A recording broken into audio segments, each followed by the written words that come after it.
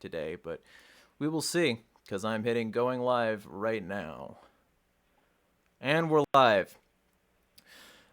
So this is going to be a very good interview. I got to disclose at the beginning, this guy is the guy behind Liberty Under Attack Publications, who already sponsors my content for all the purposes of, like, disclosures and making the FTC happy.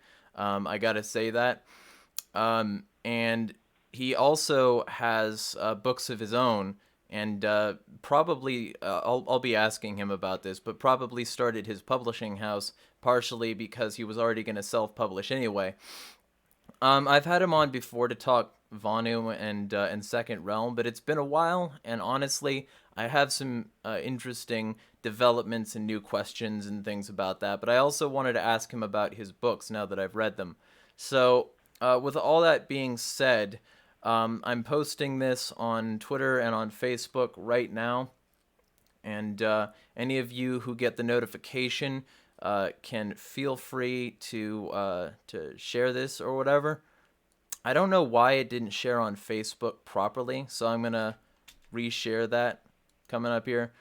But all that aside, this is also brought to you by Liberty Under Attack, Liberty Under Attack, but also brought to you by Liberty Professionals, an ASIS board certified physical security professional in the Virginia area who does missing persons investigations, skip tracing, and more. And all of this will also be said later today because I'm making a video on the Whiskey Warrior situation. So with all that in mind, feel free to subscribe to this channel if you haven't subscribed already. And if you're new here, welcome to my effort at being a journalist and interviewing authors and shit. If you've got a book that you want me to interview you about, feel free to send me a review copy, and I will read that and review it, and let you know what I think and ask you a bunch of questions, which is what I want to do here today. Before I get into any of that, though, why don't you tell us a little bit about yourself and what got you into writing and also Liberty? Sure. So, my name is Shane Radliff. I am the founder of LibertyUnderAttack Publications. I'm also the host of the Vonu podcast.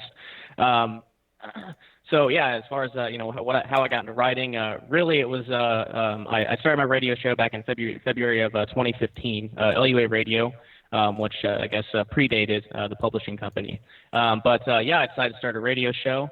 And then I came across my co-host of the Vonu podcast, or I guess my former co-host, Kyle Reardon, and he was a prolific blogger, and he kind of got me into writing that first article back in March of 2015, and it was terrible. I've gone back and looked at it. I've gone back and looked at it, and yeah, it's not very well written. But obviously, you hope you get better and all. So you're exactly correct. Last year, about June, I guess May or June, I finished my book, Vonu: A Strategy for Self-Liberation, and I got it wrapped up, and I kind of just figured, about LUA, why not just do LUA publications? So I came up with that like cool little name. Didn't know if I was going to do anything with it at that time. So I self-published under LUA Publications, and then towards the end of last year, when I was in Acapulco, Mexico for a month and a half, and I had some more free time on my hands. I decided to kind of go full forward with it, and when I got back to the States in February, I'd published a few other books, not mine, but ones that I found extremely valuable and that weren't in paperback format yet, and also a couple in terms of Vonu that were out of print, and like for example, Vonu: The Search for Personal Freedom was published in 1970, or I guess it was like 1983. The copy on Amazon now, the only copy on there is like $1,000. So I put it out in paperback format for $12.99. So I'm trying to save people some money here, and it's also available for free in PDF and audiobook format at VonuPodcast.com. So it's a little about me, Audio Publications, the Vonu podcast. I'm an author, and I guess it's a good enough introduction for now. Well, okay, so what got you into Liberty? Yeah, so Oh gosh, yeah, going back to this story, but yeah, I guess I would have been 19 or so, 18 or 19, and I just randomly stumbled across a documentary on Netflix called 9/11 Loose Change. So I That's a watched good that one. documentary. I was I was an 18-year-old at that time and never looked into anything like that before. Didn't think I guess just the thought that the government lied didn't enter my head because I didn't think about it. I had different priorities at that time. So I watched that documentary. Really didn't hit home initially, but I guess it would have been a few months later, and yeah, I don't know. I just kind of stumbled back into it and found I think most people, unfortunately, I begrudgingly will admit it, but there's a guy over on Infowars that I watched for 6 months or so, and then I don't know. I kind of advanced past that stage to a guy named Bill Cooper, who ran a radio show called Hour of the Time. He was the most influential person for me. I was at that time a constitutionalist, and Bill was very active with the militia in Arizona. According to his radio show and what I know about him, because he did die when I was like 8 or 9. He was killed by police when I was 8 or 9. So I've listened to everything that he put out. There's a couple thousand hours of radio show archives, which I hope are still available. And yeah, eventually, went out there and was finding other conspiracy radio shows, and I didn't see someone. I couldn't find anyone out there that was talking about the stuff that Bill was talking about. So I decided I was going to start that radio show. But a few months in, I started coordinating with some anarchists, I guess you could say, and found myself an anarchist, and went from a conspiratorial radio show modeled after Hour of the Time very quickly to an anarchist radio show dedicated to solutions, which brings us to the current day. Because I'll mention about LA Publications real quickly, is that that's what my work's always been focused on, is solutions. How can we increase our personal freedom in the here and now? And political crusading is not an option. It's a fake solution that's posited. It's a status con game. It's fraud. So apolitical solutions to increase personal freedom. That's where our focus is at LA Publications as well. All right, yeah. Okay. First off, I want to say to anyone who does want something like Bill Cooper and does want really good, solid conspiracy shit, 2 channels I always recommend is James Corbett at the Corbett Report and Truthstream Media. Mm-hmm. Both of those channels are fucking excellent, especially Truthstream, because they go to extreme pains to make sure that their documentaries are not only well informed but polished. They have a recent one that I included a link to on a recent article about Extinction Rebellion. I would highly recommend it. How it's a cultish scam and all that shit. So let me ask you then. First off, before I became an anarchist, I was really heavily swayed toward the libertarian camp by a documentary called Endgame: Blueprint for Global Enslavement. I didn't listen to other people on Infowars. I was always just an Alex Jones person. I'm wondering if you've seen that and what you think of it if you have. Oh yeah, I got the DVD packs and sticker packs, man. I did that. So yeah, I don't recall that specific documentary. I know that I had 4 or 5 of them, at least a handful of them. I might have given them away last year or something. It's been a while since I watched them, but they were obviously very good production value. The documentaries, from what I recall, I mean, most of them seem pretty accurate. Pretty straightforward and truthful. So I think they're good on that note. I guess it's just been a little while since I've gone through my Infowars archives. Yeah, well, I just mentioned that because people should see it if they want to learn more about Bilderberg, and the fact that multiple small secret groups control a significant portion of the world. I mean, I talked with one of the authors that has a book under your publishing house very recently, Matt Wotecki, and he had in his book a description of what he called the long plan. and it's where basically a secret cabal of rulers have figured out how to control everyone against their better interests by making them into sheep from the time that they were children. And the real world version of the long plan is the Bilderberg group meetings that constantly like adjust the way things are. Like you can look at their plans for the given year, and things that they've planned to do and talk about suddenly have real world Tend to implications and happen. massive amounts of legislation and money going Yeah. toward them. So it's just an interesting thing to look at. But I'm not interviewing Alex Jones. I am interviewing you. I'm wondering what conspiracies you currently put the most weight behind, I guess, because that's going to give me inroads to some of the topics for today. Sure, sure. So, I mean, I still, I'm still skeptical of 9/11, obviously. Yeah, yeah, that was kind of the conspiracy that got me, that kind of, set the path to get me to where I am today. So yeah, I mean, I don't know 100%. I mean, it's been a while since I've gone back. Was it controlled demolition? Was it directed energy weapons? I'm not really sure, and I don't think it really matters all that much. I obviously don't believe the official story. And yeah, I guess so that's 9/11. Other ones, I guess I might um, fall in favor towards. Oh gosh, I guess Epstein didn't kill himself, obviously, right? That's the one that everyone knows today. So you suspect that like there's a significant amount of pedophile influence in power.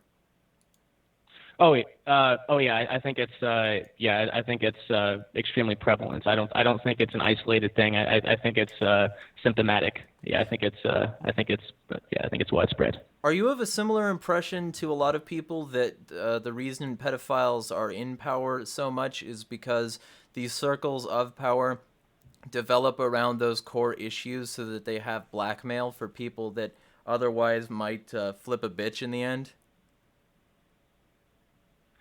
I think that's probably part of it. But I also think that only the scummiest people vie for these positions of power anyway. So Oh yeah. it's obviously predominantly it's going to be people that are in positions of power that are doing these really fucking terrible things like pedophilia and human trafficking. Obviously, it's going to be predominantly those people who are doing it. Right, because power corrupts and because these people are trying to get into Hmm. positions of power so that they can have immunity from their basically their sins. They don't want to repent. They want to make deals with the devil. Hmm.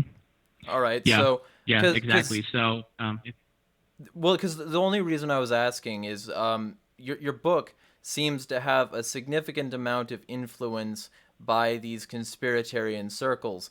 And one of the things that was mentioned in it is that the guy was starting to feel like a criminal, but also feel like that wasn't a bad thing. That maybe the real criminals were the ones in power. So I wanted to see if it like you had any personal experience in that regard, or if you had any beliefs that ran along those lines. you're speaking in terms of Agora, hashtag yeah. Agora, correct? Okay. Okay. So just for purposes of clarification here, and this people have thought this before. I did not write hashtag Agora. It was published anonymously on a website called interplex.net. I read it and I came across it, read it in a couple hours, and realized how important and incredible the book was. So I guess took the initiative and just went ahead and published it. Since no one, I mean, it was just buried on this website. I thought that was that was. Yeah, I thought that was a disservice. Certainly a disservice. But in terms of your question, could you repeat that? I'm sorry.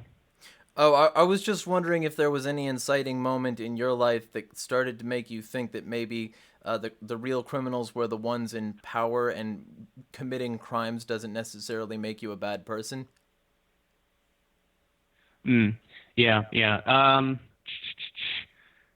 Was there any, I guess, any defining moments? No, I mean, I first heard about agorism from Pugrid and my, I guess, former host of the Bonnie podcast. I first heard about agorism from him as a libertarian strategy. I'm trying to think. I guess I'm not sure. I suppose obviously I went through all of the kind of the anarchist philosophy and economics books. Like I read Frederick Bastiat's The Law, so that was pretty influential, I would say. And then going through Rothbard and other authors. Yeah, I certainly there wasn't really any defining moment in my life where I kind of realized that laws are just scribbles on pieces of paper by tyrants. There wasn't anything directly related to my life. It was more so just that intellectual exploration into these subjects. So yeah, nothing in particular. No. Gotcha. Because I wanted to ask also which you sympathized more with, like agorism or anarcho-capitalism, because they are sort of at odds with one another in different strategies for like similar goals. And I remember that there was a significant amount of argument between Konkin and Rothbard about which was superior. Mm-hmm. Yeah, so I view I think anarcho-capitalism is important for obviously the Austrian economics, the free market economics portion of it. I think it's very important, but one of my main problems with it, up to today is it's pretty much all theoretical. Obviously we can there's ways to demonstrate the efficacy of the free market in real life in the here and now in physical space and time. But obviously, private dispute resolutions, private arbitration, a lot of these concepts are kind of theoretical. Like how could these things work in a free society where there's not really a whole lot of advocacy and it's not their focus. It's not what it's intended for. But I think capitalism is more theoretical, whereas agorism is the application of these anarchist principles. Okay, it's putting them into action in the here and now. So basically, your contention is that anarcho-capitalism might be a good theoretical outcome, but agorism is the way that we can achieve that in sort of the modern day with less resistance than otherwise. So that's obviously the stated goal of agorism is as kind of this revolutionary strategy, so to speak, to start the state and smash it. I don't think agorism is going to do that. I think it's going to take a lot more. Because if the government can print their own money, then them not getting sales tax and income tax isn't that big of a deal if they can just like I said, print their own money. So I think I prefer agorism because that's something I can do in the here and now. And yeah, it's something I can do in the here and now. And then also there's it is beneficial for individuals, right? If someone can avoid paying extortion fees and taxes for things, then that's money that they can allocate towards other things. So I think agorism is just in people's rational self-interest. I don't think it's necessarily going to do what Konkin thought it was going to do, but that's no fault to him. It's a good strategy. Well, so because that's one of the flaws Rothbard claimed that agorism has, is that he claimed it was too much in the long game. He got very impatient with people like Konkin, and that's sort of part of the transition toward the right-wing populism that I have stated before I publicly despise. So I definitely personally I prefer agorism because not only is it something you can do in the here and now, but it's something you can do without sacrificing any principles. It's something that you can do while still being, totally ethically consistent. No matter what your political philosophy is, you could be an ANCAP or an ANCOM, and you could still behave in an agorist way. And that to me is highly appealing because it's more about the action. I like the fact also that it has like the Agora Anarchy action thing as its slogan, because if you have a slogan like that where you state your principles and precepts and then people can build off of that, I think it's much more powerful than just having a stock and standard thing where you have one nebulous goal, and eventually you might get to it, maybe, if you get around to it. I think agorism is very practical, and I think you agree, which is why you chose to publish this thing, because in this book he basically figures out, building his parachute on the way down, how to be an agorist, and it's relatively easy to do. So I wanted to get your take on that. Also, because of this particular subject, I wanted to ask you what security you go for in terms of your software you use, your hardware, whatever, that sort of thing. Anything you'd be comfortable bringing up that might get somebody else started in their own sort of similar to that character train of agorism. Sure. So for I guess computer security sort of stuff, and I guess I'll go ahead and preface this that I'm just a hobbyist when it comes to when it comes to crypto anarchy. I'm not a developer. I've been using these things for 3 or 4 years. So what I do know comes from experience. I'm not an expert, but So I have a ghost pad. Like in hashtag Agora, one of my buddies, Jamin Bakonik, actually builds these things. He takes old Lenovo ThinkPads where you can remove the management engine. So they're firmware hardened. All the microphones, the cameras are removed from them. So there's nothing like that. And then obviously whatever, and these are all customizable obviously. So he can install whatever Linux operating system. I use the one that my GhostPad has. It's called the Neuron. I guess it's just a different variation of Linux. And I also have a Linux Tails flash drive that I use. So if I'm doing anything, anything that I wouldn't want anyone to know that I was doing, it'd be the Linux Tails bootable flash drive, which erases any trace of anything as soon as you turn it off. So I'd recommend Linux Tails. I love it. It comes with Thunderbird with PGP, which is pretty good privacy. Comes with Jitsi, which is end-to-end encrypted for both voice, like VoIP, what we're doing right now over Skype, as well as instant messaging. So it just comes Linux Tails just comes stock with all of these really great encryption tools. Obviously, for like a daily use laptop, the Linux Tails wouldn't be great because you'd lose everything. You can set up partitions and things, but I'm not technical enough to do that yet. I've looked up tutorials, but once they get too far into the the command line interface commands, I kind of zone out a little bit. Well, on that particular score, one of the easiest ways to do that, if somebody didn't want to do that, is virtual machines. Then all you got to do is just click a shortcut and it works. Mm-hmm. Sure. Yeah. That's certainly possible too. I guess beyond that, beyond that, I use Tor. I use Tor generally speaking if I'm not doing something that requires a lot of that's not data heavy.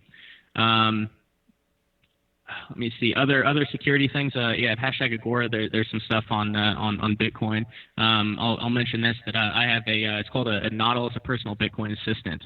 And the reason that I use one of these things is it's a piece of hardware that enables a lot of really cool Bitcoin stuff. So I have a Bitcoin full node. I have a Lightning Network node. I have some pretty cool Bitcoin things like that. And the reason for it is if you run your own node and you connect to your own node and you don't reuse addresses, then you're pretty well off on privacy. Then there's other things too, like Wasabi Wallet and Samurai CoinJoin. I was going to ask you about that. Increase your privacy even more. But do you use Wasabi? Because Wasabi seems like a really great idea. I've never personally done a CoinJoin, but if you've done it, I wouldn't mind asking you to personally give a testimony on it. Sure. So I've used Wasabi, the CoinJoin, and the testnet.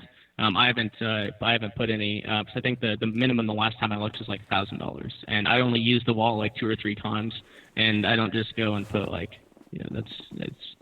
this stuff's open source. It's open source. I can't go verify the code myself, so I wait until the people who use it, more, right? Until the code's been reviewed and all that. But yeah, Wasabi, I think it's a great wallet. One of my returning guests on the Volume podcast, Max Hillebrand, he's a pretty heavy contributor to it.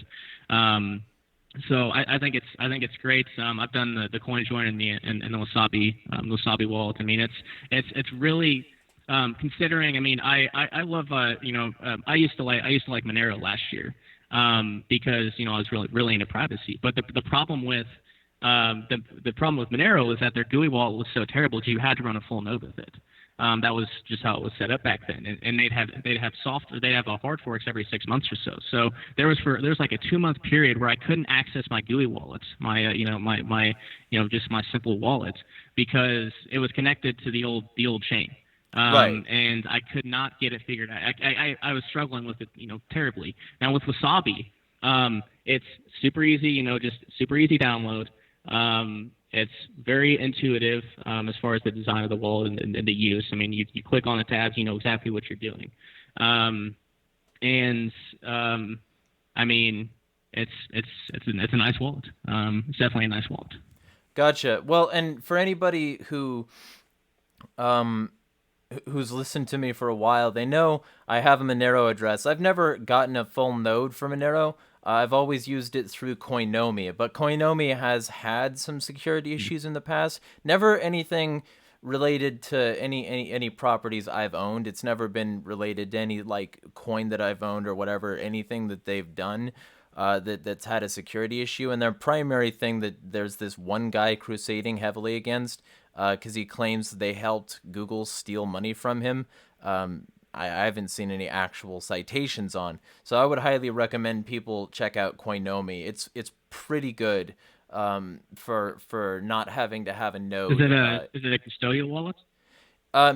It's sort of. It's how it operates is you can set it up, and it'll hold your coins for you and give you an access code to all of your wallets that you can build on your own. You can either just use the seed phrase or you can make a very complicated password. I actually memorized this one, and I don't normally memorize passwords. I normally have them in encrypted files and just like put them in so that they can be really long. But this one I have a really long password that I've just memorized, and I would highly recommend people just get Coinomi because basically you can get any coin that you want and some network tokens on this wallet, and it's available for like I think Linux, Mac, PC, and Android. I'm not sure about iPhone, but it would mean that you could get in on these things if you did want something like Monero and you did want it to be private. But if you want to be absolutely sure, I think Wasabi is a really good idea. I watched Naomi Brockwell's video on it, and I also sort of looked into it because I wanted to know about coin joining. And Wasabi seems like a really good idea on its own because basically I was responding to Josh Sigurdsson about his post suggesting privacy alternatives, and he suggested Bitcoin as a privacy alternative, and I was like, I didn't see anybody listing any ways in his comments about how to make that work. But I was like, there might actually be a way. So I looked up Bitcoin privacy alternative on Google, and fucking coin joining came up. So I looked up coin join, and Wasabi was the first result. Apparently, like hundreds of thousands of users. So if I ever need to, that might be how I go through that process. But I wanted to ask you about that because I know you rely pretty heavily on Bitcoin for some transactions, and I wanted to see what you thought of some of these privacy tools.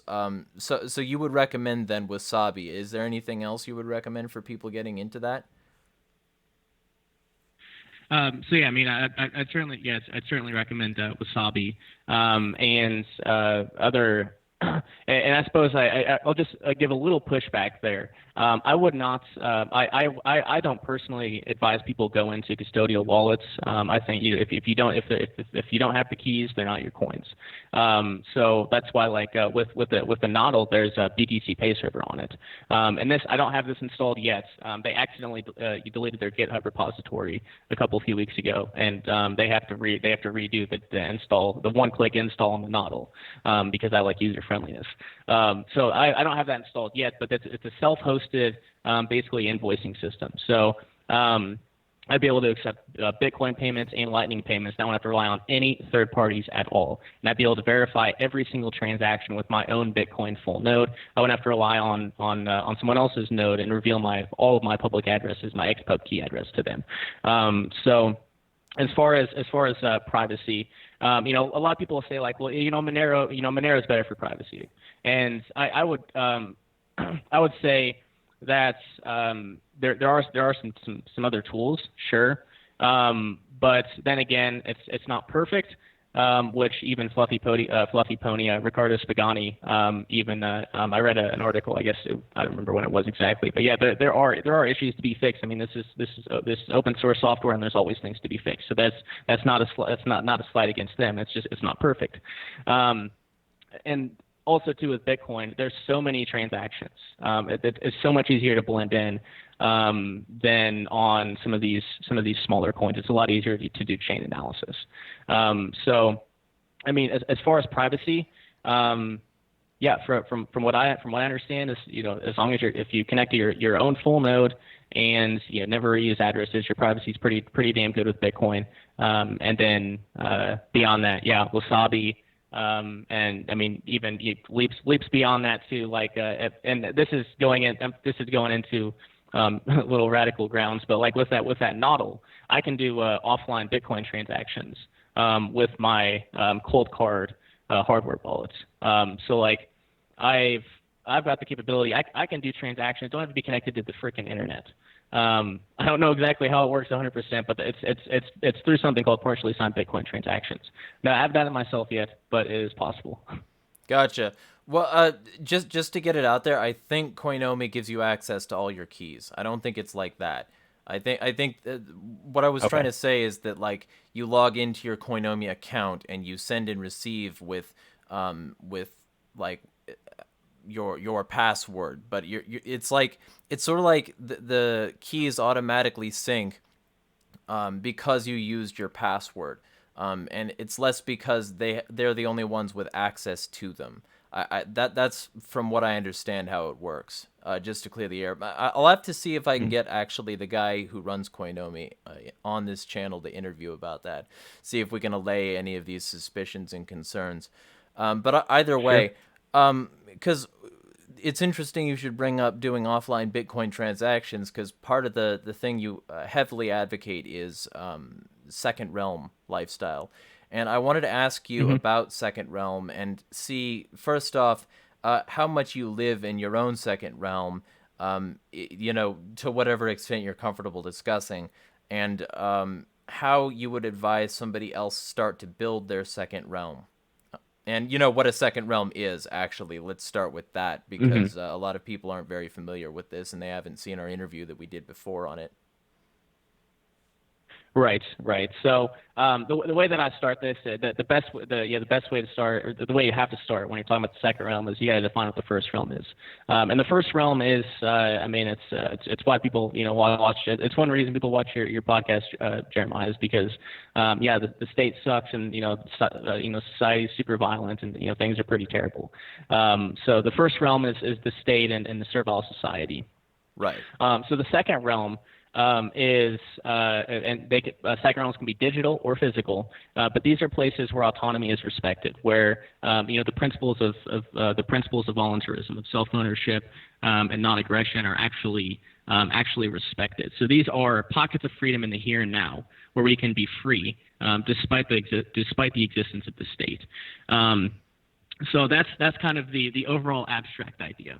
Now, more concretely, and I'll use Smuggler, who's the co-author of the book, second round book on strategy, which we offer at LibertyUnderAttack.com. What they've decided to do, and hashtag Agora is related here, because it's these same Berlin cypherpunks. Crypto anarchists. So they have, and he came on my podcast and talked about this. So I'm not revealing anything private here. But so what they do is they lease area, or they lease some space in a commercial zone, and they have shipping containers that they've modified and that they live in. It's a temporary autonomous zone. Basically, it's a second realm. So the landlord there has no idea that they're there. Obviously, the state, if they were to see this commercial lot, they just see thousands upon thousands of shipping containers. Nothing suspicious about that at all. No reason to ever investigate. So that's that's their idea of the second realm, somewhere where they can be free, where they can be unsurveilled, and where their autonomy is respected. So that's kind of one example of how these things could look. Also, I'll mention some digital second realms here. So like deep web internet relay chats. Those would be considered digital second realms. I'd say like Open Bazaar, a marketplace, marketplace, a decentralized marketplace operating over Tor. I consider that a digital second realm. Things like I guess those are some examples of digital second realms. But that's the idea. But one thing I really like about the concept of second realm, and it's because Smuggler and folks like that are pushing it, is an emphasis on the physical. So like the early cypherpunks, a lot of them now. I guess there's quite a few of them now where they still kind of have that view that, well, we can't be free until everyone's free. So like Bitcoin, when hyper Bitcoinization happens, and then when Bitcoin takes over as the standard medium of exchange, then we can be free. Whereas Smuggler and some of these other folks say, we can have second realms right now in the physical, in physical space and time. That's kind of a brief definition here. It's very much aligned with Akeem Bey's notion of temporary autonomous zones, and second realms, generally speaking, are mobile with mobile capital, and that's why, for example, it's back to Smuggler. That's why they show shipping containers, because what's done with those? They're transported all over the world. They can be moved within hours, no problem. Especially if you're at in a commercial lot with these things everywhere, you can get them moved really quickly if there's ever a threat from the state. So a lot of these are they're semi-permanent to provide some stability, because moving around all the time isn't ideal for everybody. So they're semi-permanent, but with highly mobile capital. So the risk of confiscation is low, or if it had to be abandoned, not too much to be lost. So that's kind of the general idea of the second realms. And also, of course, you can do whatever you want with them, because if somebody sees that it's heavy or dense, they're not going to complain. Sure, yeah. So you had I guess there's a second question there before, but like how would I guess if people wanted to how people would actually I guess live in the second realm, and I should go a little further here. So most people, like Smuggler even, Smuggler, and there's these other people I've met on crypto Twitter, who are these deep web second realm type folks. They still have their first realm lives. A lot of them are security experts, at big tech companies. Like that's their job and the first realm is doing computer security work, teaching businesses how good operational security and things like that. And then the second realm, they kind of do the same thing, only they do it in an open source manner.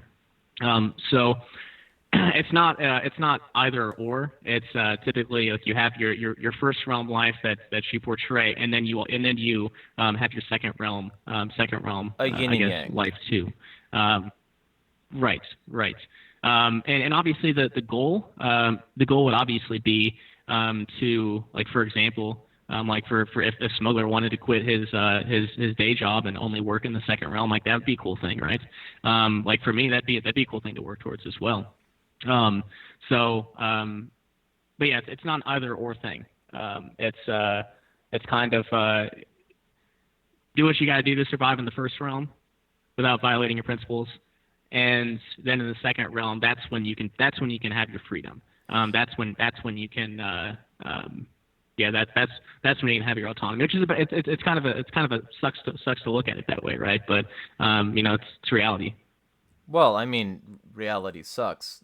I mean, Right. this channel is a devotion to how much everything sucks. I've got like hours and hours, probably literally weeks worth of content that somebody could just clockwork orange themselves with solid about how shit everything is. So this channel wouldn't be a channel for optimists typically. Like that's why I don't normally get people who are optimists who are on here. So but so let me ask you, second realm then would be, I guess, an additional layer on top of agorism. It's sort of a cypherpunk addendum to agorism, where you live with the expanding technology in the same sort of kind of like semi-Kankan-esque kind of mentality, but you do it with much more layers and many more like practical applications. Sure. Yeah, that's certainly a way. That's certainly a way you could look at it. Although things that could be happening at the TAZ, the temporary autonomous zone, or the second realm, the things that could be happening there might be perfectly legal. Right, It's yeah. just with yeah. So another layer. Yeah, sure. That's certainly a way that someone could look at it because. Yeah, I mean, obviously, a lot of the second realm stuff is, inherently, black and gray market. So yeah, I'd say that's an accurate way to put it. Okay. Yeah, and we've got some comments in the chat. Finian says, would a community of voluntarists be considered a second realm then? And I answered, yep. And he said, would be a good clan or guild name for an anarchist gaming group, which I replied that it would. But he also said, reminds me of the Voluntary Village Creators Group on Facebook by David Rodriguez. And I agree with that because I've seen a lot of what they're trying to plan over there, and it seems like they're really trying to kick off like basically 1,000 free Keens, only like very specifically working instead of what Keen is doing. And he also said, wouldn't resistance activities also be considered in a second realm? Okay, good questions. Yeah, of course, community voluntarists, be considered a second realm. Yeah, but resistance activities. Um, I mean, I guess I guess they could be.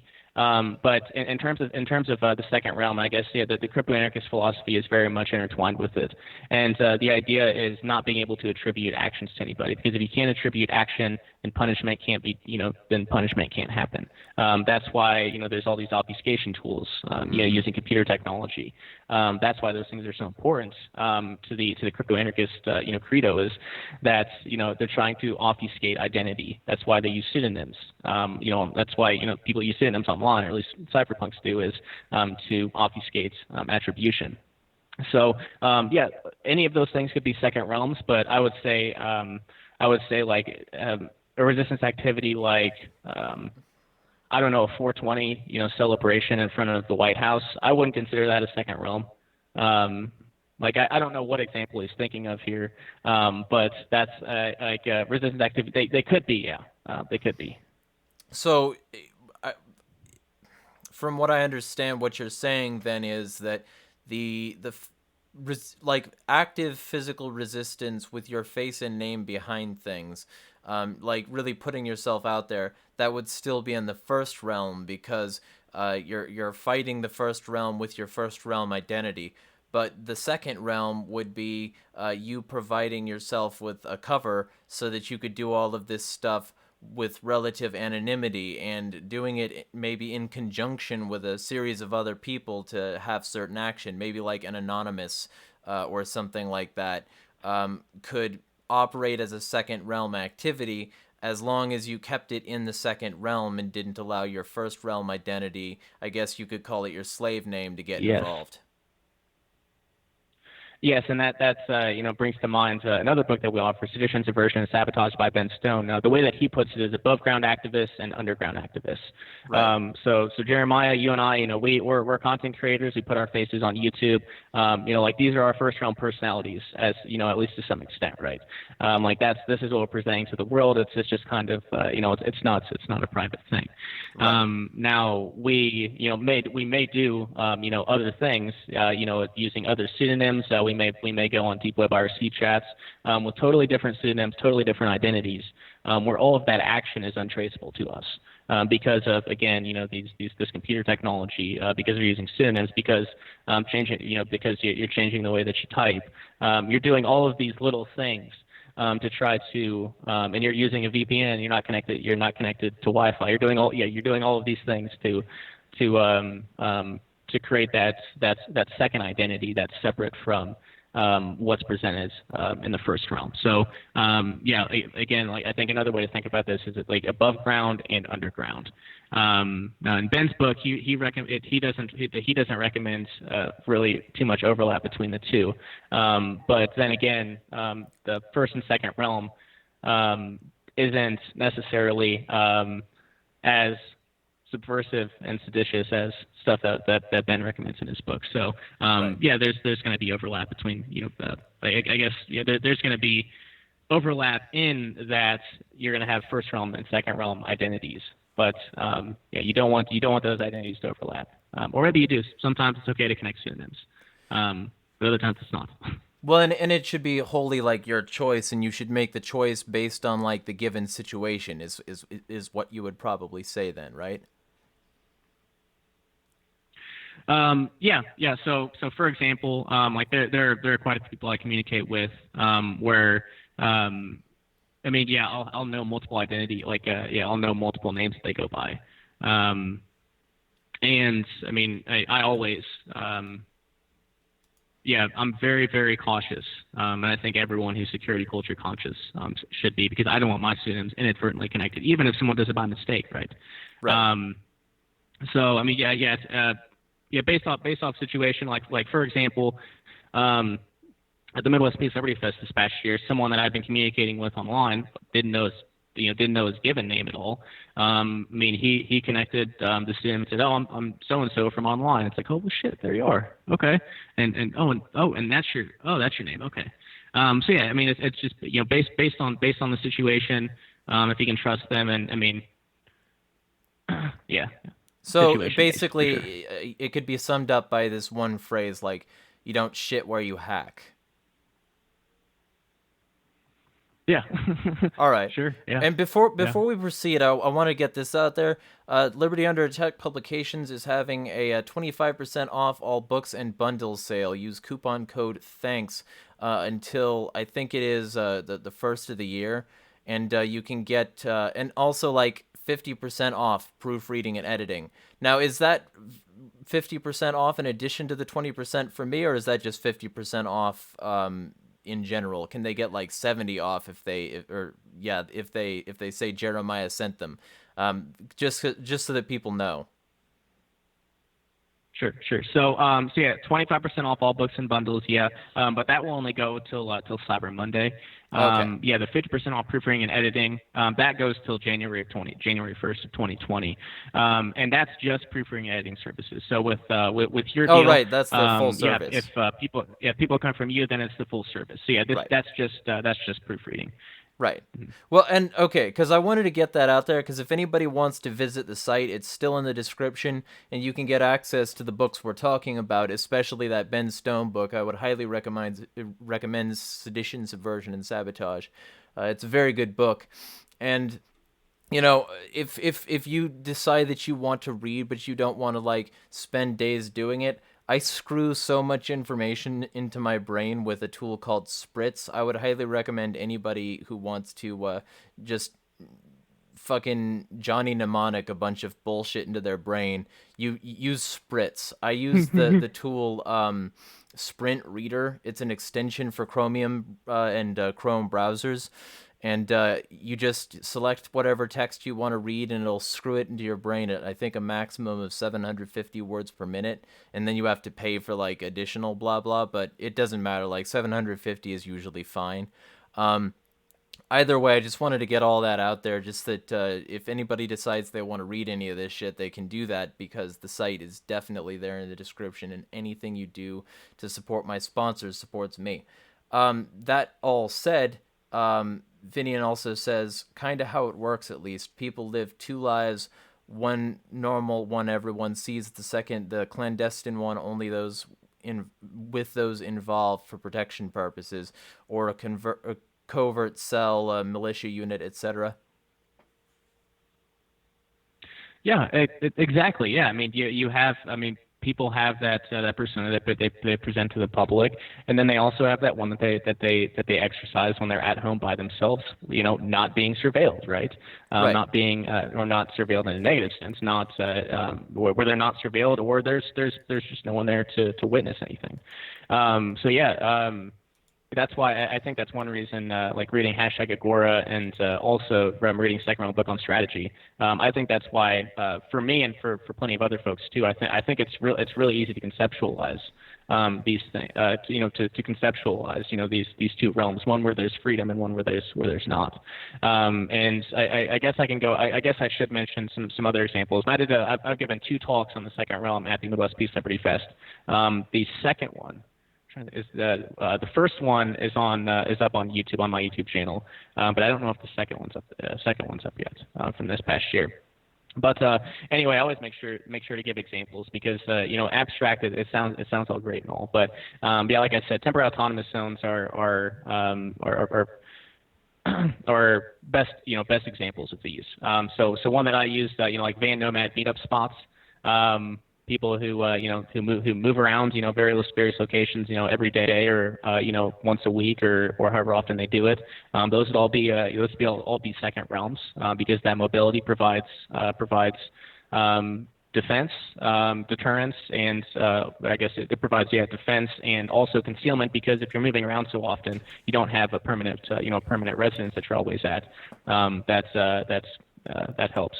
So yeah, I provide that as an example. And then, Patriot Eek in the chat mentioned, community of volunteers, like intentional community. I would consider, I'm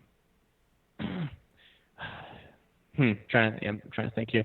So I'd consider, I guess, like free keen. I guess that could be considered a second realm in some ways. I don't know. But people put their names behind their access to those communities, so. Yeah, fair enough. Freedom festivals, I guess, could be considered another, although it doesn't have that longevity, that kind of continuity to it, like what Smuggler and the Berlin cypherpunks have. So right. What I would say is follow So go on Twitter and follow a couple folks at The Real Smuggler, and there's also at Frank Braun. These are the most hardcore crypto-anarchist cypherpunks. They live in Berlin. #Agora is a fiction book, but when I interviewed Smuggler the first time, I said, the incredible piece of anarchist fiction. He cut me off and said, it's not as fiction as you really believe. And I kind of had that idea. But yeah, they've been doing this since I guess mid 2000s, like 2005, 2006. They've been doing these things. So I'd recommend following Smuggler, following Frank Braun, and go to anarplex.net is an incredible site. All of the books that we offer in paperback on the site are also available for free. So Anarplex, which is a site that Smuggler, I guess, has worked on for some time. #Agora and Second Round Book on Strategy come from that site. There's also a really incredible fiction book called A Lodging of Wayfaring Men by my colleague Paul Rosenberg. Really, I mean, there's so many great resources on there. And if you want to learn about, how to really implement these strategies into your life, I mean, go straight to the source. Go straight to them. There's a ton of reading material. It's all great. And Smuggler and Frank actually started a podcast, which is strange for them. I wouldn't expect them to start a podcast, but they did. And the first episode is basically I've only listened to the first half because it's like 3 hours long, but introduction to cypherpunk, crypto anarchy, and I just love Smuggler. So I'd certainly recommend that. I can find a link for their podcast. I remember it off the top of my head. Awesome. So a few more things in chat. Rob says, I'm involved with a very small group of people to create a new intentional community or micronation type project in a remote non-US location for completely legal activities that are however no longer considered politically correct. My question is as follows: what suggestions do you have that a small but growing group of people could use to avoid infiltration from enemies such as journalists and similar problem characters? That's an interesting question. Yeah, so I guess the first thing I'd recommend is I can drop a link to the free ebook or the free PDF. But Kai Burton's book, Just Below the Surface: A Guide to Security Culture. There's yeah, at least a few sections in there on vetting and things of that nature. Yeah, let me see. So, avoid infiltration from enemies. Yeah, I mean, vet, vet often. And I would say, like one thing that, so Derek Bros down in Houston, I interviewed him on his book, Manifesto of the Free Humans, I guess a couple of years ago, and they were going to, I think it's still the plan to start an intentional community down somewhere south of Houston. And he had I guess a really great idea, and I didn't originate with him obviously, but they would have the intentional community, and they wouldn't just let anyone come out there. That's not smart, right? You don't just want anyone, especially if it's a homestead, like where there's a lot to lose. You can't just let anyone there. So they do a lot of activities in Houston, like the Houston Free Thinkers and organizations like that, meetups and gardening events and all of these things. So basically, have events where you could attract like-minded people. Don't do it where where the actual intentional community is. I would only allow authorized personnel on the premises, to put it one way. Yeah, that's kind of just the initial feedback, and Just Below the Surface: A Guide to Security Culture by Kai Burton, and I will make sure to get that link in chat. But yeah, there's some stuff specifically on that. Very cool. Oh, any? Okay, so I'll link to all these resources in chat because I only have. Well, actually, I could just make you a mod of this chat because you're in the chat already. So just say something in the chat and I'll make you a mod. So okay. What was I gonna say? So on that level, then, first off, there's this tactic sort of list for building covens that I read when I was like starting to research for my horror books, and that's basically how you do it. You have outreach events, and then eventually, after you have after you have enough of these events, people will be interested, and you can invite them to the inner circle afterward. And maybe you'll have concentric circles as well, where you have different meetings and things like that, so that you can have your power centers isolated. So you would say that it's something similar to that? Yeah, for sure. Yeah, that's how I conceptualize it, at least. And I'm writing a fiction book right now, and that's how I've got it set up in there too. Is that there are various outposts throughout the United States, I guess throughout the world, and the way that people gain access is by demonstrating that they're serious by living an alternative lifestyle for a number of years, and also going out to various raves that happen every couple or few weeks. And then you build up a reputation. It doesn't have to be your given name. Again, like you can choose choose a pseudonym. Choose a pseudonym for each different person you meet. It doesn't matter. It's up to you. The idea is to build a reputation based off of the identity. Based off the identity that you give. Right. Okay. Build up a reputation, build up trust, and then yeah, if they trust you and they want to bring you in, then yeah, that's good. All right. So Finian says Paul Rosenberg book is great. I'll have to read that. He says he's only halfway through it. I don't see him listing the title, but he also says Only people allowed to join are those connected and completely trusted by current members. Even in games like Life is Feudal, we do the same because trust in the game is so important. No one gets in the group unless we trust them completely. Trust as in leave my children alone with them. People with long and public records of being your friend work too. Like on Facebook, I don't accept invites from third-party people. Only people I know for sure are the real deal and have been public about it and consistent for years. Hmm. So for the second realm, Yeah. I guess you Yeah, would say that that's the like way to do it. you make sure that these people in their second realm identities have been public and consistent. Yeah, yeah, I would say so.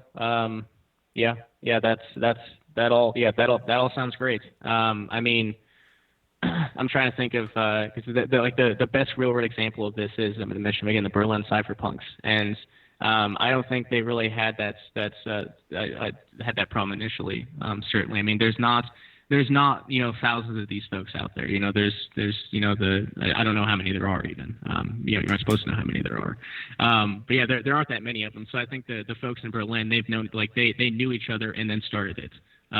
So like I'm not sure what they would necessarily recommend for betting and sort of things. But I don't think Smuggler mentioned anything in second round book on strategy either. Gotcha. Yeah, Yeah, I gotta get this smuggler on in case he's interested. Let him know. Um, so okay, on that score then, uh, you also talk about Vanu a lot, and we talked about that before, and people might be able to find the interview like buried in my channel somewhere. But if you would let them know what Vanu is and what it means to you. Sure. So yeah, Vonu is it's an awkward contraction of the words voluntary, not vulnerable. And it's premised around becoming as invulnerable to coercion as humanly possible from both public coercers, governments, and private coercers, just private violators of person and property. And this is done by way of radical lifestyle changes. So we talked about intentional communities. I mentioned van nomadism, the perpetual traveling. There's living on a sailboat. There's all sorts of strategies. All sorts of strategies. So you do van nomadism, but van nomadism isn't the only way to do Vanu. Well, I don't actually do van nomadism. That's still a plan. I'm currently homesteading right now. Yep, I'm currently doing the homesteading thing right now. Working towards eventually being off grid. Is the idea, and that's I'd certainly consider that a Vanu lifestyle. But the problem, and just as with, and again, this is why the second realm material resonated so well with me, is because I was already looking at a Vanu, and mobility is a huge portion of Vanu because if you're a permanently fixed location, and especially when it comes to owning so-called private property. There's no such thing as private property and land ownership in America for anyone that was that didn't know that already. Look into the fee simple system, but especially with owning land, when you got your legal given name on a piece of property, then you're expected to pay property taxes. Then there's things like nuisance abatement for incorporated areas. So it's still certainly a Vanu lifestyle, and then combining proxy merchant combining second realm stuff. One way to do this is to have a proxy merchant where the property is not actually in your name, where you've got a squeaky clean individual in the first realm per se that can handle those interactions with the state, and those interactions come down to the property theft at the end of each year, and that's it. So it's feasible, it works, but there's all sorts of all sorts of lifestyles. Security culture, yes, security culture is a major part of it. Crypto anarchy, which wasn't around when Rayo, the founder of Vanu, wrote about this and experimented with lifestyles. Basically any and also there's some that I probably haven't even conceived of yet. But basically any lifestyle that makes you more invulnerable to coercion would in essence be Vanu, but it's a radical lifestyle change. So it couldn't just be something minor, and it couldn't just be something minor. But anyway, yeah. I should mention just real briefly. I have to talk about Rayo if I'm going to talk about Vanu. I was actually going to ask you who he was and what he did. Perfect. Yeah. So yeah, he was back in, I guess, the early 1960s. He was in Southern California. At that time, it was there's a bustling libertarian community. So he was involved with something called the Free Isles Project, which was, I guess, a research group into the efficacy of starting a new libertarian country on an island somewhere or something along those lines. So he worked on that project for a few years, wrote for a bunch of publications, a bunch of libertarian zines and publications back in the day, and eventually kind of got fed up with all the theorizing. He kind of he wanted freedom in the here and now, or I guess in the there and the then and now. He wanted freedom in the then and now, and he decided then and there. Yeah. Jesus Christ. But so he decided to move into camper mounted on his pickup truck, and he was a van nomad for a little while, but he didn't really think that provided enough freedom for him, because it relied upon slave tax, like a driver's license, registration, nowadays mandatory insurance in a lot of places. He didn't like that. So Rayo took things. Rayo and his freemate, Roberta, Dr. Gatherer, they all had multiple pseudonyms back then too. Rayo obviously wasn't his real name. Tom Marshall was his given name. But they decided to pursue wilderness faunu. They lived in a polyethylene A tent in the Siskiyou National Forest in Northern California and Southern Oregon for at least part of the year. So they did that. They did that for a few years, and eventually the last that we really know from Rayo and Roberto is that they were experimenting with semi-underground and underground structures. And then Rayo cut off all correspondence in 1974, and no one ever heard from him again.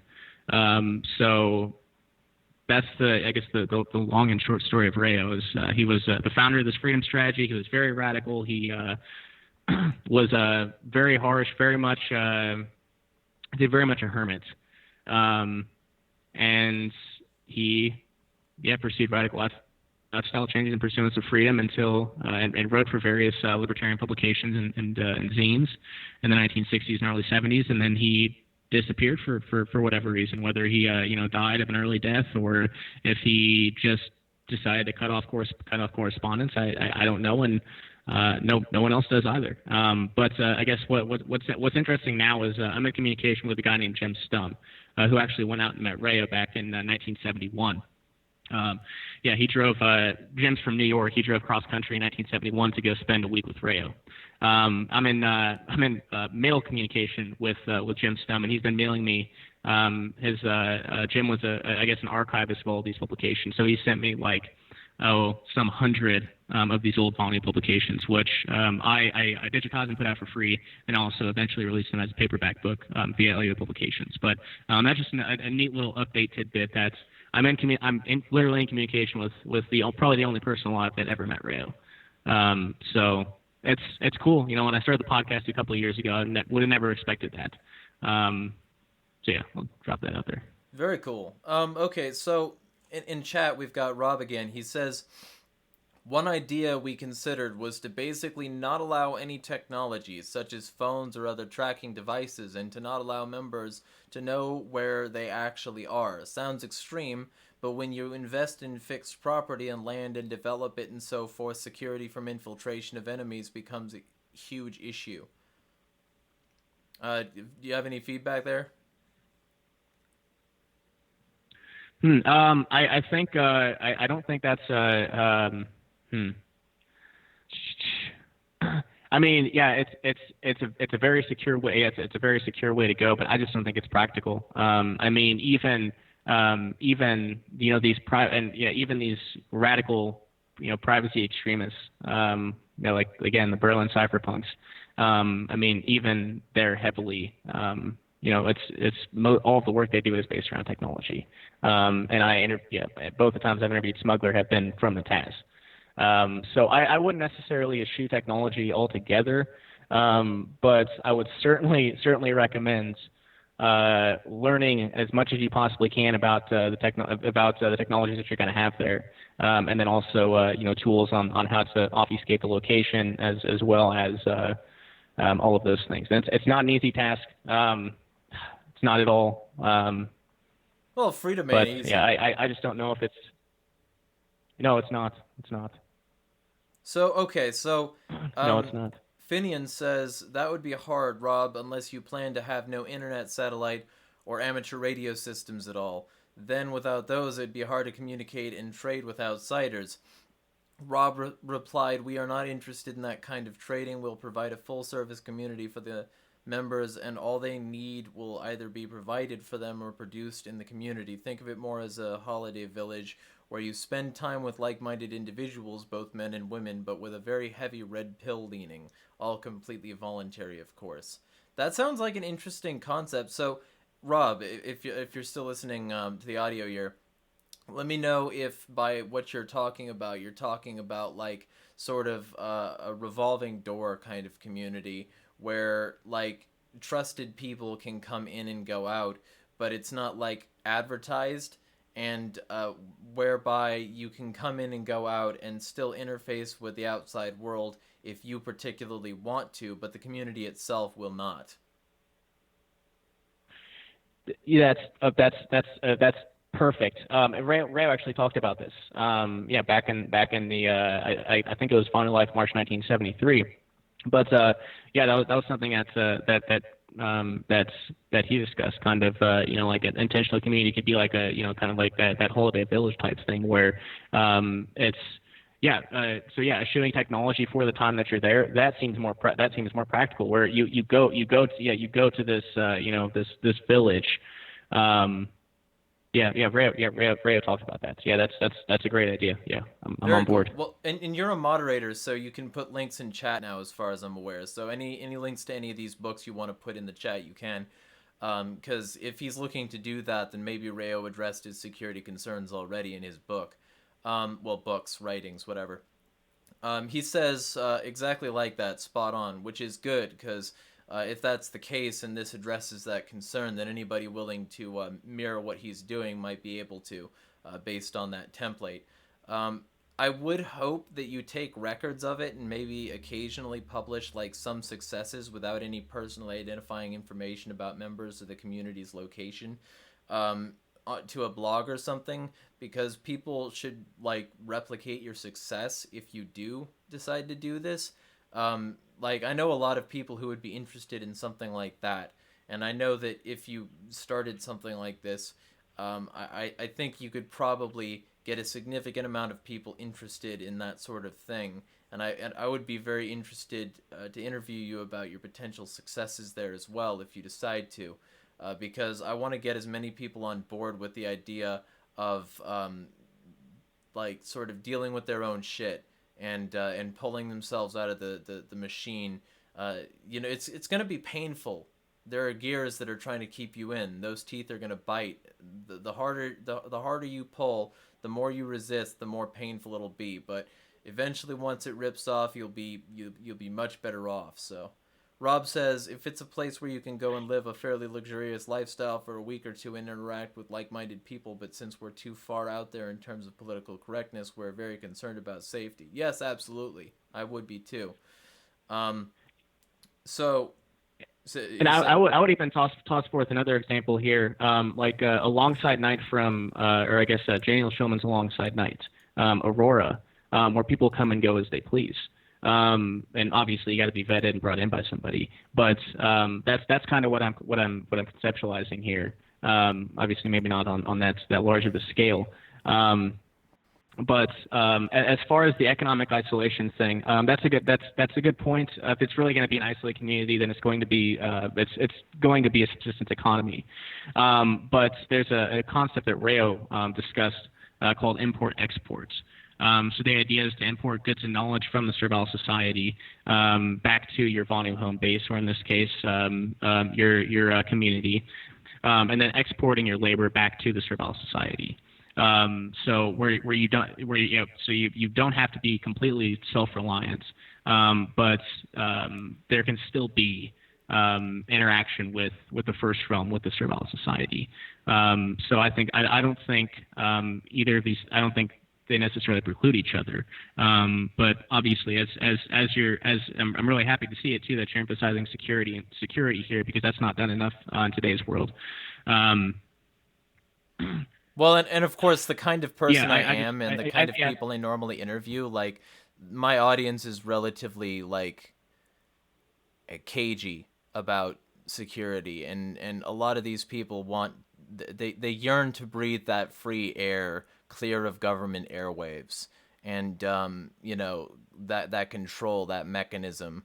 I have a lot of green anarchists who don't want any technology at all ever. I have a lot of techno anarchists where they want to have an entire cypherpunk future, like the blue and blacks, you know, the transhumanists kind of thing. And I have a lot more people who just want ways to escape very temporarily so that they don't go insane, that pressure release mechanism. And I can sympathize with all of them. You know, but me personally, I'm just interested in knowing all this stuff because there's a concept called the gray man. And if you stick out too much, if you've got too much that can stick out, you won't be able to become invisible when time comes. So the gray man is the person who's like, it's called that because you dress in like a gray hoodie and gray like clothing, and you try to blend in as much as possible. And the gray man tries to like have a way to become invisible. You don't get any tattoos, you don't have technology on you, you just and if you do, it's in like a Faraday bag. You just go gray whenever you need to, so that you can just like blend in. And I've always liked that concept. Is well, not always, but as soon as I found out about that, and gray men, it's one of the reasons I have my hair and beard, because the worst comes to worst, I can shave all this off and look like a completely different person. There's no way that without like extremely sophisticated facial recognition, somebody could tell who I was without my hair and beard, because most people just haven't plainly seen it. So, like things like that, where you can just have a way to slip into your cover relatively quickly, easily, and painlessly, I think that's the kind of thing most people are after. And Rob says, appreciate the concerns, Finian, but economy is not one of our concerns, and we'll simply import the things that we need and don't produce. Thank you for the links. The gray man is exactly how we live today, which is good, you know? And I also, you know, it's funny he says that because he's literally using the gray man avatar for YouTube. So I wonder if that was an intentional color choice. But the so you would emphasize then your particular mentality. It's not necessarily a fixed position, but a sliding scale of security based on your particular needs.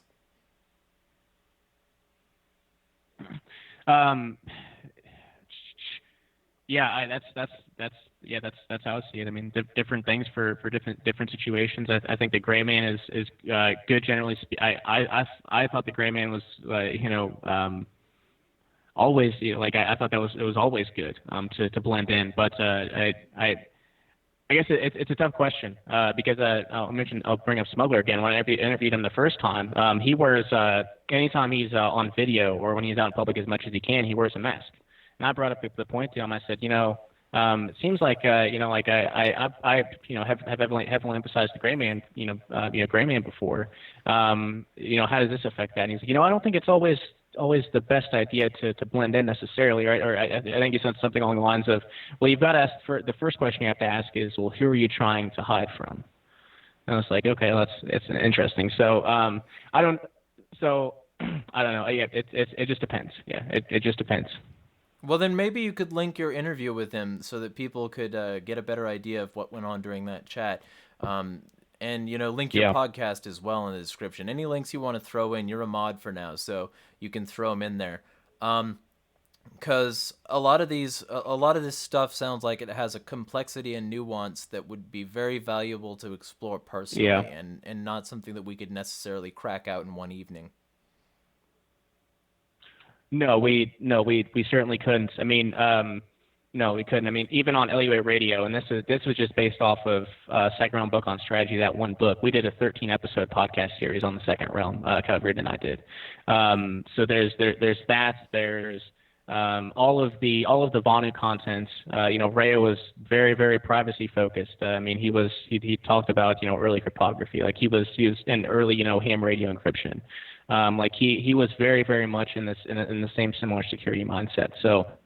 So yeah, there's all the Vonu content. There's the second realm book. There's hashtag Agora. There's lodging of wayfaring men, which what I will mention, and this was Paul mentioned this in was it Smuggler?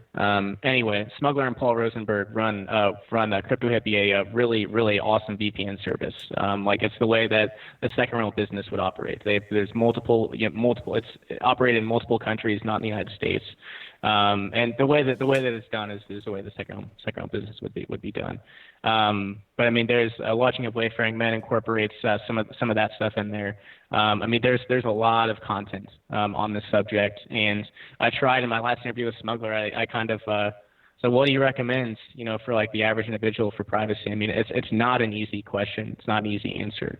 So I mean, yeah, I just consume as much information as you feasibly can, and you just got to come to your best judgments. Gotcha. Yeah. Yeah, don't trust verify. I was actually going to ask you what VPN you used, and so if that's the one you used, then that answers that question. Because I also wanted to ask you if you had heard of the 5, 9, and 14 eyes of global intelligence, and see what you thought of like given VPNs and their ability to be accessed by that. Can this one be accessed by any of those countries? I'm not. I mean, I would lean towards no. Yeah, I would lean towards no. I think the business part of it's in Panama, and if I'll put a link to cryptohippie.net in here, but let's see, Crypto Hippie. Yeah, they've got it set up in such a way. It's very, very unique, and again, like it's Smuggler. And like it's two folks, like two of the folks who have been in the cypherpunk crypto anarchist community for longer than really anyone else. So like these are kind of these are our experts per se on operational security and all of that sort of stuff. Yeah. So crypto hippie. Here we go. We'll drop that link in there. Cool. Yeah, because a lot of people want Square One. Like they see the cool thing at the end of the game, but they don't know how to start. They don't like you got to learn how to fucking move before you can crawl, before you can walk, before you can run, before you can sprint. And a lot of people don't know how to move, much less any of the other shit. So I wanted to get that out there. Rob has another question for you. The question I had was if you had any experience on how to vet potential members without invading their privacy, things such as personality tests. And Finian actually answered from experience because Finian's a residential security expert. He's the other sponsor for my content. And he does background checks on people, and he said basically just do that. So would you recommend any other layers of checks based on anything further than that? I mean, yeah, that all sounds fine. I mean, generally for me, I can in one conversation with somebody, I'll generally have a feeling about him. And gotcha. I'll generally go with that feeling. So like if generally like the first time I have a call with somebody, if someone reaches out to me via email and wants to talk to me about something private, most of the time I'll do that. But obviously that first call is very much so me trying to vet the person. So I'll ask a lot of questions. I probably won't talk a whole lot on that first call because you want to let them talk as much as possible. If you give people enough rope to hang themselves, generally they will. So that's kind of the I guess my recommendation. Talk to them. Go with your gut. Ask a lot of questions. And be okay with just fucking up. Yeah. because that's something a lot of people aren't okay with, is the possibility of failure. But you got to fail like hundreds of times before you succeed once at something great. So like, if you're trying to build something new and awesome like this, I would recommend like not being afraid of failure, like understanding the possibilities and trying to exert as many options as possible for it. But like, if your fear is the mind killer, it'll keep you frozen in place. It's not necessarily a good idea to always be concerned with that. Right. Yeah, I would agree. I would agree. I mean, if Crypto Hippie, if Paul and Smuggler were, too scared to start Crypto Hippie because they could get one of their data centers raided, I mean, a lot of people would not be using that valuable service. So yeah, I mean, it's yeah, it's certainly a dangerous world. But if there's going to be freedom in the future, then some individuals are going to have to take some risks, and unfortunately, we're going to have folks like Ross Ulbricht and Aaron Schwartz who go down in the fight, and that's unfortunate, surely unfortunate. But yeah, risks will have to be taken.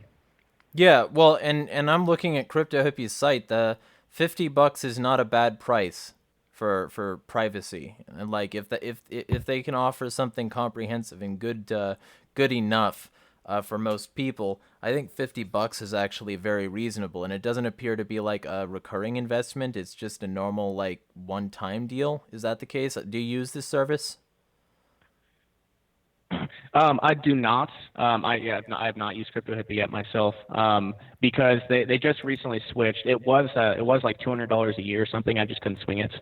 Just couldn't swing it. But now they do a router based model. Um, so so yeah, I think that's like I don't recall specifically that link's in there. But yeah, now it's a router based model. Right. So I don't think it's as much as it was before. I'm pretty sure they dropped their price. Right. And Rob says failure is not an option when you're investing your life savings in one fixed location. And I recognize that, but it might happen. Like the US might be nuked. Your property, no matter where it is, or some other country, because basically mutually assured destruction means the entire planet's fucked because humans have their sweaty, hairy red palms on too many big ass red buttons, and you know, ultimately this is all very tenuous. It's a very unstable house of cards waiting for somebody to blow it, and if you're too afraid to start, it's a problem. Like being concerned and trying to eliminate all the possibilities possible is very valuable, but being so concerned about these things that like you don't get started, or you get started and then you freeze up halfway through the process, so you've got the property but you don't have the successful investment. Like there are a lot of things here that are potentials that I would recommend not being carefree, not being reckless, not being footloose. I would just recommend like understanding that failure is possible, and that it's not bad to be concerned, but still do it anyway. Like this is very much a build your parachute on the way down kind of situation, as far as I understand it. Am I too far off there?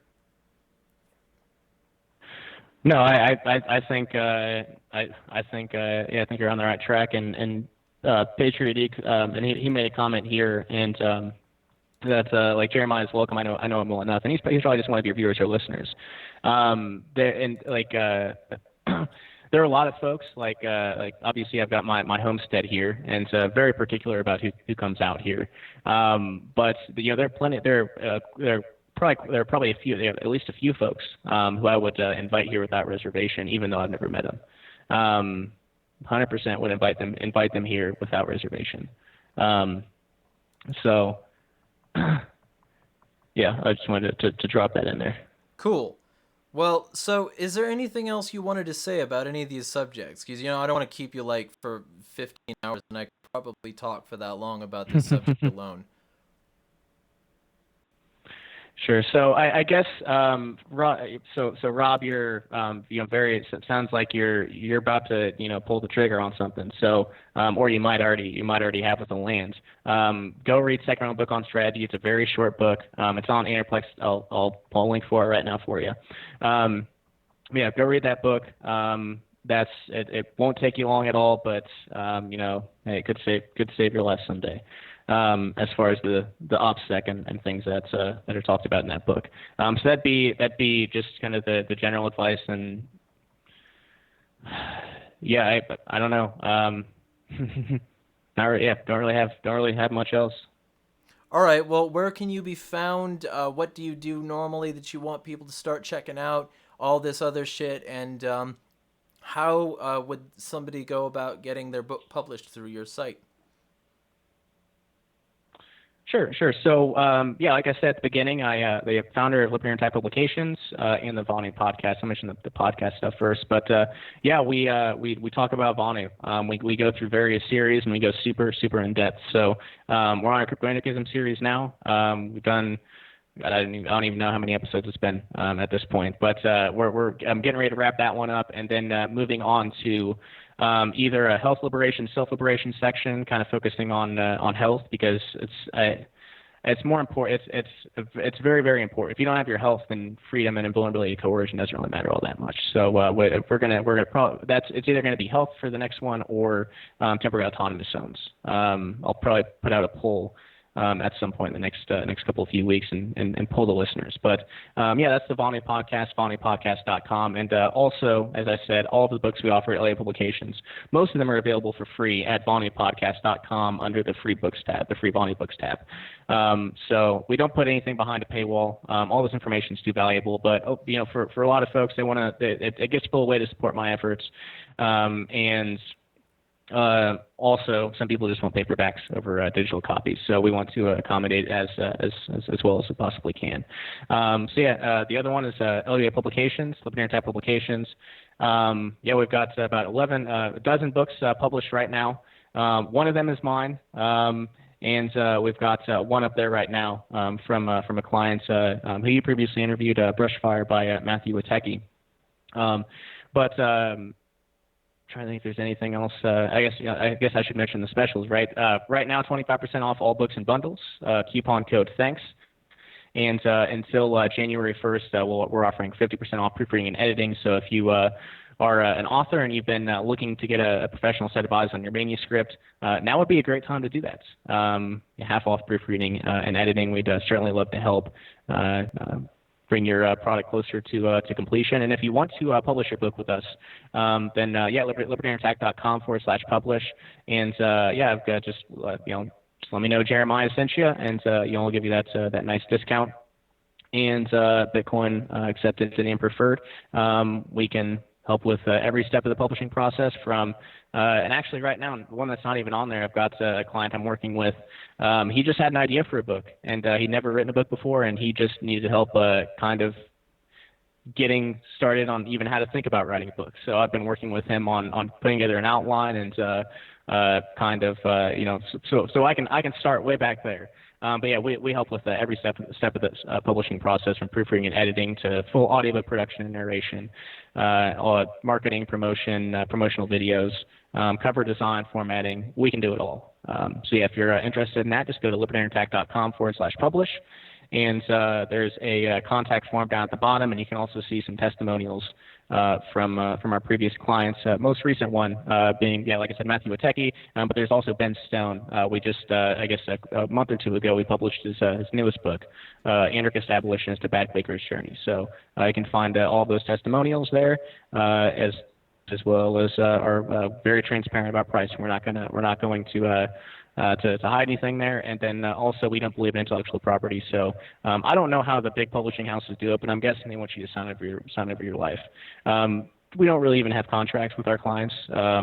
We just we have a conversation. We know what we need to help each other with, and we get it done. So it's very much kind of that anarchist peer-to-peer kind of spirit. So that's kind of what I'm trying to foster. So anyway, yeah, LibertyUnderAttack.com, BombMePodcast.com, and Jeremiah, it was a very, very fun conversation, and I appreciate the invitation to come on. Yeah, appreciate you coming on. You can also find him at LUA Radio on Twitter and Shane Radliff on Facebook. So feel free to check him out by the name is appropriately spelled in the title, so you can just copy and paste that.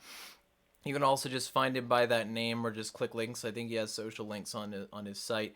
So any of those places you want to reach out to him, feel free.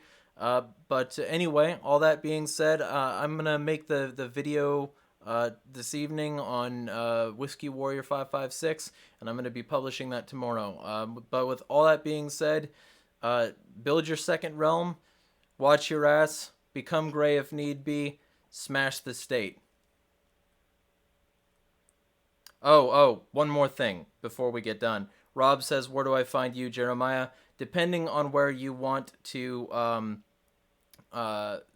be, I'm on Twitter, everywhere else. Insanity is free. You can just Google that as one username. Whiskey Warrior 556 is somebody else. I'm writing a piece on his situation. But all that aside, that's where you can find me. Insanity is free pretty much everywhere. Or you could just Google Jeremiah Harding. I've been very much public in the first realm for a very long time, and at least in terms of my life. So my name is pretty much everywhere, so feel free. Anyway, be well, smash the state.